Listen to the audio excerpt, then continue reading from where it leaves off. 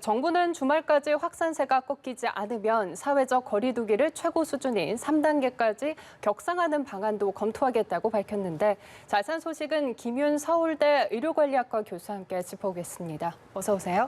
안녕하십니까. 네, 일단 대담을 시작하기에 앞서서요. 지금 오늘부터 스튜디오에서 진행자와 출연자 간의 이젠 접촉을 최소화하고 네. 또 침방울에 의한 감염을 예방하기 위해서 이렇게 투명 가림막을 설치를 했습니다. 아마 시청자분들께서는 투명이라서 화면으로 잘 식별이 안 되실 수도 있을 것 같은데요. 이번 시간이 가림막 설치 후의 첫 대담 시간입니다. 전문가로서 보기에는 어떠신가요?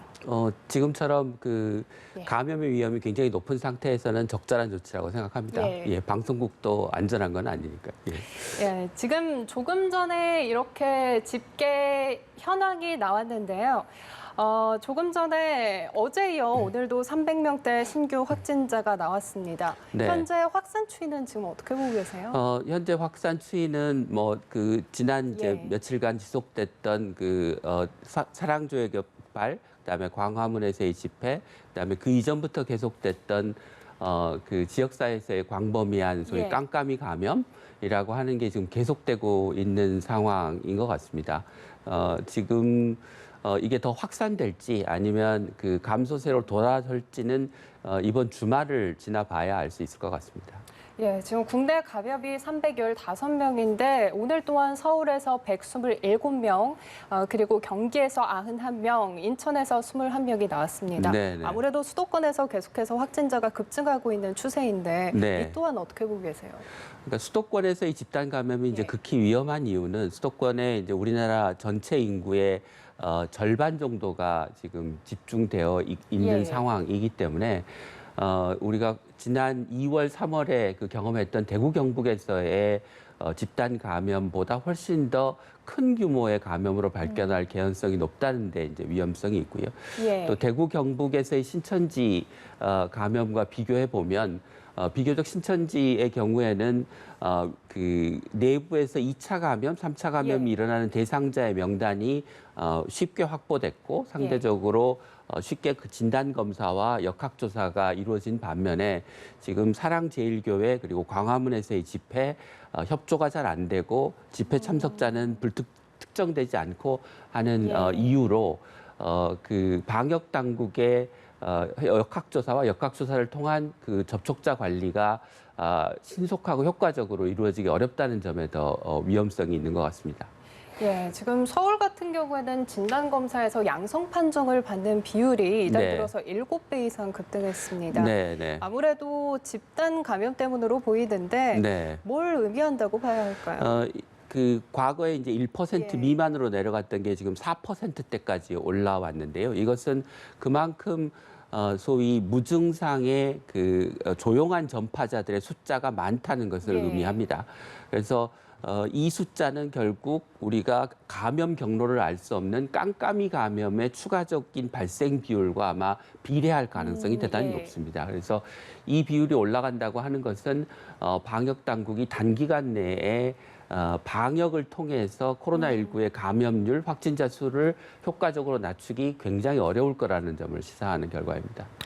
네, 집단 감염의 영향도 있지만 일각에서는 코로나 바이러스가 조금 변이 돼서 변종돼서 그런 거 아니냐라는 네. 시각도 있거든요. 이 분석에 대해서 어떻게 보세요? 그러니까 지난달 초에 예. 그 유명한 이제 의학 학술지에 소위 GH형 바이러스라고 하는 것이 변이가 생겨서 예. 이전에 있던 바이러스에 비해서 전파력이 한 6배 가량 높다라고 하는 이제 보고가 되긴 했는데요. 그 6배 좀 높을 거라고 이야기한 근거는 코로나19에 감염된 환자에서 배출되는 바이러스의 양이 그 정도 많다는 것인데 예. 이게 실제로 전파력이 6배 높은 거냐 또는 전파력이 실제로 높은 것으로 이어지는 거냐에 대한 역학적인 근거는 지금 확인되지 않고 있어서 그 추가적인 좀 연구가 필요할 것 같고 우리나라의 상황에서 보면 이태원 감염에서 유행했던 게 그 GH형이었기 때문에 사실 그간의 발생 양상을 보면 이게 특별히 과거에 비해서 엄청나게 전파력이 높은 바이러스인 것 같지는 않아 보입니다. 예, 지금 여러 시설들을 통해 N차 전파되고 있다는 네. 점이 가장 우려스러운 점일 텐데요. 네, 네. 이 중에서 요양시설과 의료기관도 다수 포함이 돼 있습니다. 네. 코로나19에 취약한 집단시설로 전파될 경우에 아무래도 인명피해로 이어질 가능성도 있기 때문에 네. 이 부분이 좀 걱정스러운 네. 부분이죠. 그러니까 지역사회에서의 감염들이 네. 높아지면 요양병원이나 요양시설에서의 감염은 정말 피하기 어려운 문제가 되고요. 예. 요양시설과 요양병원에서 집단 감염이 발생하면 치명률이 올라가게 됩니다. 왜냐하면 노인, 고령층과 그 기저질환이 있는 분들이 많기 때문에 그렇습니다. 우리나라도 전체 사망자의 한 40%가 요양병원, 요양시설, 정신병원과 관련된 집단 감염으로 인한 사망자여서 지금처럼 이제 지역사회에서 감염률이 올라가면 그 필연적으로 시설에서의 감염, 집단 감염이 발생할 가능성이 높아서 더욱 그 시설에서의 방역에 주의를 기울여야 될 시점인 것 같습니다. 예, 지금 광복절 집회 관련 확진자가 계속해서 나오고 있는 시점인데 네. 이런 가운데 집회에 투입된 경찰까지 확진된 사례가 이제 네. 나오고 있습니다. 아무래도 시민들과 접촉이 많은 직종인 만큼 또 다른 집단 감염 사례를 불러올 수도 있고 또 네. 치안 공백이 생길 수 있다는 점에서도 우려스러운데요. 네, 그 경찰들 중에 이제 일부 예. 감염자가 생기긴 했지만 이게 지금 이제 그 광화문 집회 이후 일주일이 지난 시점이고 더 이상의 추가 감염이 나오지 않으면 경찰에서의 추가 감염은 뭐 많지 않을 것으로 예상하는데요. 광화문 집회발 감염이 그 굉장히 위험할 수 있는 이유는 이게 역학조사를 통해서 진단이 되고 접촉자가 격리되지 않은 상황에서 지역사회에서 지속적인 N차 감염으로 발전할 가능성이 높아서 사실 사랑제일교회발 감염자의 예. 숫자는 어느 정도 통제가 돼가고 있는 상황인데 반해서 광화문 집회발 감염은 앞으로 점차 더 늘어날 가능성이 더 높은 것 같습니다. 예, 아무래도 경찰이 어젯밤 교회를 이제 압수수색해서 교인의 명단을 확보한 것으로 네. 알려졌습니다. 정확한지는 수사를 앞으로 계속 지켜봐야 알 것 같지만 광화문 집회 참석자 명단 확보도 여전히 말씀하신 것처럼 난항입니다. 네. 이걸 어떻게 좀 수습해 나가야 할까요? 그런데 이제 그 네. 코로나19 감염자의 명단을 확보하고 확진 검사를 하고 접촉자를 관리하는 것은 이 2차 감염, 3차 감염을 막기 위한 것이라 일정 시점 내에 이루어져야 됩니다. 그러니까 예. 가장 바람직하기로는 72시간 내에 접촉자에 대한 진단 검사와 역학조사가 이루어져야 되는데 이미 일주일이 지난 시점이라 사실은 좀 늦은 감이 없지 않아 있습니다. 예. 그래서 정부가 명단을 확보하고 그 명단을 기반으로 해서 진단검사와 역학조사를 이제 추진하긴 할 텐데 그게 그 지금 현재 확산의 속도를 늦추는데 큰 효과가 있으리라고 좀 기대하기는 어려울 것 같습니다. 예, 지금 뭐 극단에서도 감염자가 나오고 있고 드라마 촬영 중에도 이제 나오고 있어서 방송국으로도 이제 확산하는 양상을 보이고 있는데 지금 전주에서는 국내 최초로 판사가 확진 판정을 받는 사례도 네, 발생을 네, 했습니다. 그야말로 무차별 확산이 조금 실감나는 시점이 아닌가 싶은데요. 네, 그러니까 앞서도 말씀드린 것처럼 그 검사의 양성률의 비율이 올라가고 그다음에 예. 그 소위 깜깜이 감염이라고 하는 경로를 알 수 없는 감염의 비율이 지금 거의 16%까지 올라간 상황이라 현재와 같은 상황에서는 많은 분들이 이야기하시지만 언제 어디서 감염이 돼도 이상하지 않은 상황이라서 예. 각별히 그 국민 여러분들께서 방역 수칙을 보다 철저하게 지켜주시는 게 좋을 것 같고 그 불효불급한 불필요한 그 모임이나 외출은 예. 자제해 주시는 게 우리가 현재의 그 코로나 위기의 재확산의 위기에 놓인 상황을 슬기롭게 좀 넘길 수 있지 않을까 싶습니다. 네. 예, 아무래도 외출을 자제하는 게 좋을 텐데 지금 휴가철 막바지입니다. 네. 아무래도 이제 여행을 떠나시는 분들이 많을 텐데 강원도 속초로 여행을 떠난 동창회 일행이 집단 감염으로 떠올랐습니다. 아무래도 휴가철을 기점으로 더욱더 확산될 가능성에 대해서는 더 있다고 보시는지요? 네, 그 이제 외국의 사례를 봐도 유럽도 지금 재확산의 원인 중에 하나가 휴가철을 맞아서 뭐 그 해변이나 예. 또는 음식점 등에서 이제 뭐 파티를 하고 하면서 집단 감염들이 이루어지고 있고 그분들이 다시 이제 본국으로 귀국하면서 재확산이 예. 되고 있는 양상을 보이고 있어서 우리나라에서 마찬가지로 휴가를 마치고 돌아온 분들이 또 그 해당 지역 사회에서 예. 다시 재감염을 일으킬 이제 가능성이 없지 않아 있기 때문에 뭐 휴가를 포기하라고 하시기까지는 좀 말씀드리기는 어렵지만 휴가를 가시더라도 가능하면 사람들이 많이 모이는 곳을 피하시고 그 방역 수칙을 잘 지켜서 그 안전하고 즐거운 휴가를 마치고 오셨으면 좋겠습니다.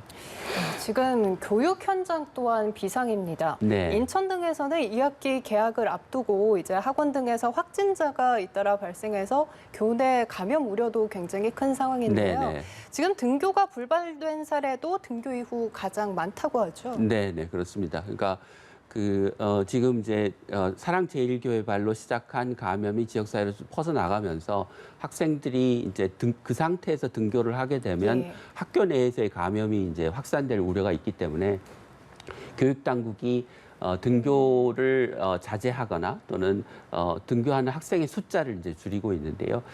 이게 코로나19의 확산세가 지금처럼 계속 증가되는 환자 수가 증가되는 상황에서는 학교에서의 등교 학생 수를 줄이거나 또는 위험 지역에서는 등교를 원격 수업으로 대체하는 일이 불가피할 것 같습니다. 예, 지금 정부가 방역 수칙을 2단계로 격상하는 등 각종 행정 명령도 총동원하는 모습입니다. 이 같은 움직임에 대해서는 지금 어떻게 분석을 하고 계세요? 지금 소위 경로를 알 수 없는 감염의 예. 비율이 높고 유증상자 검사를 해서 양성률의 비율이 높은 상황에서는 유일한 무기가 이제 사회적 거리두기일 예. 수밖에 없는데요. 왜냐하면 방역 당국이 확진자를 찾아내고 역학조사해서 격리하는데 한계가 있을 수밖에 없기 때문입니다. 그래서 확산세가 꺾일 때까지는 사회적 거리두기의 강도를 지속적으로 높여갈 수밖에 없는 상황이고 지금 일부 지방자치단체가 사회적 거리두기의 강도를 높이는 것은 그 지역의 상황에 물론 맞게 해야 되긴 하겠으나 적절한 조치라고 생각이 됩니다. 네. 그렇다면 2단계 조치를 전국에 적용을 하면 어느 네. 정도 효과가 있을 거라고 보시는 건가요? 예, 물론 효과가 있을 거라고 생각합니다. 네, 근데 이제 그에 비례해서 우리가 사회적 거리두기의 정도를 높이면 뭐 PC방, 클럽, 뭐 유흥주점이 다 문을 닫아야 되고 뭐 종교시설이나 학교도 가지 못하는 상황들이 벌어지기 때문에 그에 따른 이제 사회적 피해와 사회경제적인 피해와 감염의 위험을 줄이는 효과 두 가지 사이에서 늘 이제 적절한 선택을 해 나가야 될 것 같습니다. 예, 정부 같은 경우에는 이제 주말까지 확산세가 꺾이지 않는다면 네. 3단계까지 검토하겠다라는 입장인데 3단계 격상 시기는 언제가 적합하다라고 보시는지요? 지금 이제 경로를 알 수 없는 감염의 비율이 얼마나 늘어나느냐, 또 전체 환자 수가 얼마나 늘어나느냐, 그 중에 이제 사망 위험이 높은 노인 환자의 비중이 얼마나 늘어나느냐, 수도권에서 시작된 감염이 전국적으로 얼마나 빠른 속도로 확산되느냐라고 하는 여러 가지 코로나19 감염의 진행 상황을 봐가면서 아마 결정을 해야 될 것 같은데요. 이게 3단계로 넘어가게 되면 사회 경제적 피해가 워낙 심각해지기 때문에 예. 정부가 쉽게 아마 결정을 하기는 어려울 것 같긴 합니다. 네. 정부가 이번 주말을 분수령으로 보고 있는데 이런 확산세가 언제까지 그러면 이어질 거라고 내다보세요? 지금 이제 사랑제일교회발 광화문 집회발 감염이 이제 잠복기를 지나서 2차 전파가 확인되는 시점이 이제 이번 주말 부근일 거라고 생각을 해서 이번 주말에 확산세가 꺾이면 그 이후에 확산이 지속되지 않을 가능성이 좀 높은데요.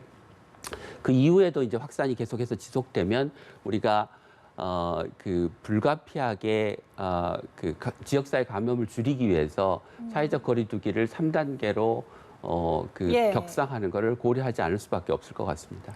만약에 3단계로 격상이 되면 어떤 네. 점이 달라지는지도 좀 궁금한데요. 지금은 이제 고위험 시설만 문을 닫은 상태인데요. 3단계가 되면 중위험 시설까지 문을 닫게 됩니다. 거기에는 이제 음식점, 카페, 뭐 학교, 교회 이런 것들이 다 들어가기 때문에 사실상 필수적인 일상생활 이외에 그 사회 활동은 예. 거의 대부분 중단된다고 보실 수 있고요.